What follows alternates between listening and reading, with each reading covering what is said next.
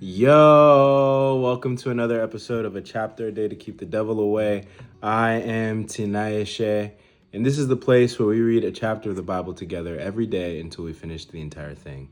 Today, we're going to be reading Leviticus chapter 16. If you haven't read Leviticus chapter 15, you should go do that. If you're joining us for the first time, just be with us where we are. Welcome home. All right, let's get into it. The Day of Atonement. The Lord spoke to Moses after the death of Aaron's two sons, who died after they entered the Lord's presence and burned the wrong kind of fire before him. The Lord said to Moses, "Warn your brother Aaron not to enter the most holy place behind the inner curtain whenever he chooses. If he does, he will die, for the ark's cover, the place of my atonement, is there. And I myself am present in the cloud above the atonement cover. When Aaron enters the sanctuary area, he must follow these instructions fully. He must bring a young bull for a sin offering and a ram for a burnt offering. He must put on his linen tunic and the linen undergarments worn next to his body. He must tie the linen sash around his waist and put the linen turban on his head. These are sacred garments, so he must bathe himself in water before he puts them on. Aaron must take from the community of Israel 2 male goats for a sin offering and a ram for a burnt offering. Aaron will present his own bull as a sin offering to purify himself and his family, making them right with the Lord. Then he must take the 2 male goats and present them to the Lord at the entrance of the tabernacle. He is to cast sacred lots to determine which goat will be reserved as an offering to the Lord and which will carry the sins of the people to the wilderness of Azazel. Aaron will then present as a sin offering the goat chosen by lot for the Lord. The other goat, the scapegoat chosen by lot to be sent away, will be kept alive, standing before the Lord. When it is sent away to Azazel in the wilderness, the people will be purified and made right with the Lord. Aaron will present his own bull as a sin offering to purify himself and his family, making them right with the Lord. After he has slaughtered the bull as a sin offering, he will fill an incense burner with burning coals from the altar that stands before the Lord. Then he will take 2 handfuls of fragrant powdered incense and will carry the burner and the incense behind the inner curtain. There, in the Lord's presence, he will put the incense on the burning coals so that a cloud of incense will rise over the ark's cover, the place of atonement that rests on the Ark of the Covenant. If he follows these instructions, he will not die. Then he must take some of the blood of the bull, dip his finger in it, and sprinkle it on the east side of the atonement cover. He must sprinkle blood 7 times with his finger in front of the atonement cover. Then Aaron must slaughter the first goat as a sin offering for the people and carry its blood behind the inner curtain. There he will sprinkle the goat's blood over the atonement cover and in front of it, just as he did with the bull's blood. Through this process, he will purify the most holy place, and he will do the same for the entire tabernacle because of the defiling sin and rebellion of the Israelites. No one else is allowed inside the tabernacle when Aaron enters it for the purification ceremony in the most holy place. No one may enter until he comes out again after purifying himself, his family, and all the congregation of Israel, making them right with the Lord. Then Aaron will come out to purify the altar that stands before the Lord. He will do this by taking some of the blood from the bull and the goat and putting it on each of the horns of the altar.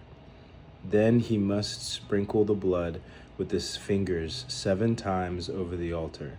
In this way, he will cleanse it from Israel's defilement and make it holy. When Aaron has finished purifying the most holy place in the tabernacle and the altar, he must present the live goat. He will lay both hands on the goat's head and confess over it all the wickedness, rebellion, and sins of the people of Israel. He will lay both of his hands on the goat's head and confess over it all the wickedness, rebellion, and sins of the people of Israel. In this way, he will transfer the people's sins to the head of the goat. Then a man specially chosen for the task will drive the goat into the wilderness. As the goat goes into the wilderness, it will carry all the people's sins upon itself into a desolate land. When Aaron goes back into the tabernacle, he must take off the linen garments he was wearing when he entered the most holy place, and he must leave the garments there. Then he must bathe himself with water in a sacred place, put on his regular garments, and go out to sacrifice a burnt offering for himself and a burnt offering for the people. Through this process, he will purify himself and the people, making them right with the Lord. He must then burn all the fat of the sin offering on the altar. The man chosen to drive the scapegoat into the wilderness of Azazel must wash his clothes and bathe himself in water. Then he may return to the camp. The bull and the goat presented as sin offerings, whose blood Aaron takes into the most holy place for purification ceremony.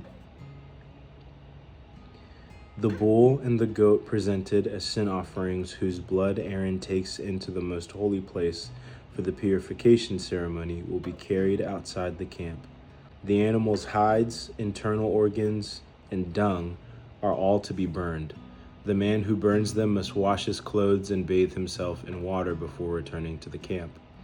On the 10th day of the appointed month, in early autumn, you must deny yourselves. Neither native-born Israelites nor foreigners living among you may do any kind of work. This is a permanent law for you. On that day, offerings of purification will be made for you, and you will be purified in the Lord's presence from all your sins. It will be a Sabbath day of complete rest for you, and you must deny yourselves. This is a permanent law for you.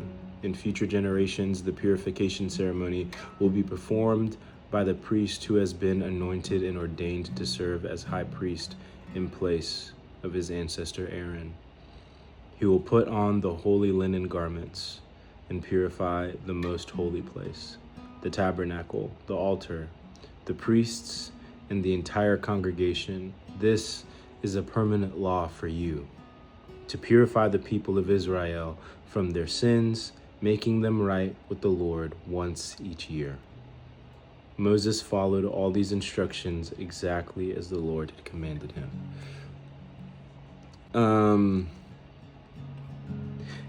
This takeaways from this chapter just feels like a heavy job, having to carry that responsibility.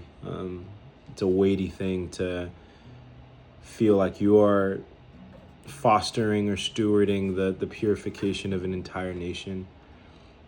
Obviously, God is the one who is purifying, but it's through the symbolic acts and rituals that go about making these people clean. In the world where, this isn't just a symbol, I just wonder what happens to the animal when the sins of all the people and the weight of the sin of all the people are transferred onto that goat. Considering the reality that we aren't just physical beings, we are spiritual beings, that there is a spiritual realm, what's happening in the spiritual when that transfer is happening? What's happening in the spiritual when the blood is being sprinkled against the tabernacle and against the altar and the most holy place and all of these things? I'm curious about that. I know that in the spiritual, ultimately, God is purifying the people and that God is allowing for his judgment to be transferred to another vessel. But I'm curious about all the things that are taking place in that realm and what that must mean for the priest who's going about this process. What's going on in his heart? What's going on in his mind? What's going on in his spirit, So those are the questions that come to my mind. I don't really have a takeaway, but maybe it's just an invitation to wonder. And, there is a weight to our sin, and yeah, it's just an interesting chapter. All right, well, I love y'all. I'll talk to you tomorrow. Peace.